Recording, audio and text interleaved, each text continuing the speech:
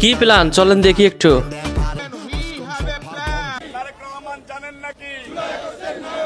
তারেক রহমান কি জানে না?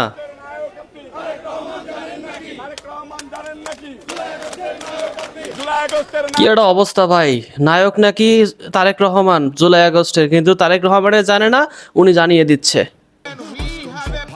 গ্রামে লোডশেডিং নাই, যেটা হয় গ্রামে লোডশেডিং নাই, পল্লী বিদ্যুতের লাইনগুলো অনেক লম্বা লম্বা।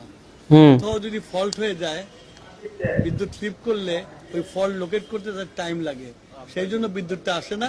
আবার লাইন ঠিক হয়ে গেলে বিদ্যুৎ চলে আসে।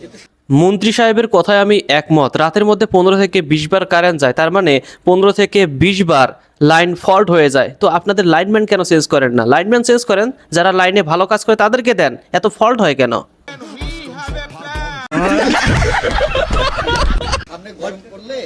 সামনে গরম পড়লে লোডশেডিং হবে কি হবে না?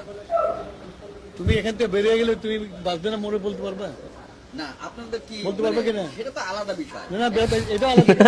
তো মিলে না। প্রধানমন্ত্রী অনুষ্ঠানে এটা প্ল্যান, এটা প্ল্যান ছিল। কি একটা অবস্থা ভাই, আমাদের মতো সাধারণ মানুষদের বাড়িতে কারেন্ট যায় সেটা বড় কথা নয়, কিন্তু আপনাদের মন্ত্রী সবার ভেতরে যদি এরকম ভাবে লোডশেডিং হয়। গ্যাস নাই, বিদ্যুৎ নাই, ভালো কথা। এখন বাংলাদেশ তাহলে কিভাবে দাঁড়াবে? এখন আমরা তাহলে কি করব? এখন অনেকে বলে যে তারেক রহমানের সমালোচনা, প্রধানমন্ত্রী ওনার সমালোচনা করা যাবে না তো। আপনি এক জায়গায় রওনা দিচ্ছেন, যাবেন হলে গুলিস্তান, আপনি হলে মোহাম্মদপুরের দিকে হাঁটা শুরু করছেন, আপনি গুলিস্তান যাইতে পারবেন না? কখনোই সম্ভব না। আমাদের যেখানে জায়গাটা ছিল গুলিস্তান যাওয়ার, তারেক রহমান হলো উল্টা পথে মোহাম্মদপুরে যাইতেছে।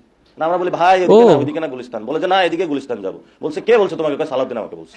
সালাউদ্দিন জিজ্ঞেস করতেছে, তাহলে ওইদিকে সালাউদ্দিন মানুষ আরেকজন সালাউদ্দিনকে জিজ্ঞেস করতেছে ওইদিকে দেখেছেন তো? তো ওই গুলিস্তানের কথা বলে তো ওদিকে নিয়ে যেতেছে, কারণ ওইখানে সালামের দপ্তর আছে।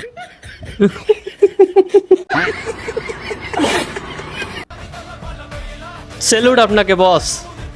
এতগুলো মানুষের মধ্যে দাঁড়িয়ে আছে, মনে হচ্ছে এমপি মনে হচ্ছে না।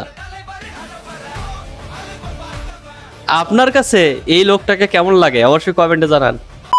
তাহলে আমরা এগিয়ে যেতে পারবো। রংপুরের লোকেরা আমরা সবসময় পিছিয়ে পড়া। কেন পিছিয়ে পড়া? আমরা তো সঠিক জিনিসটাই বুঝি না। যখন বিএনপি গভর্নমেন্ট আসবে তখন আপনারা করবেন জাতীয় পার্টি, যখন বিএনপি গভর্নমেন্ট আসবে তখন আপনারা করবেন জামাত। তাহলে কেমনে হবে? পাবেন কেমনে করতে?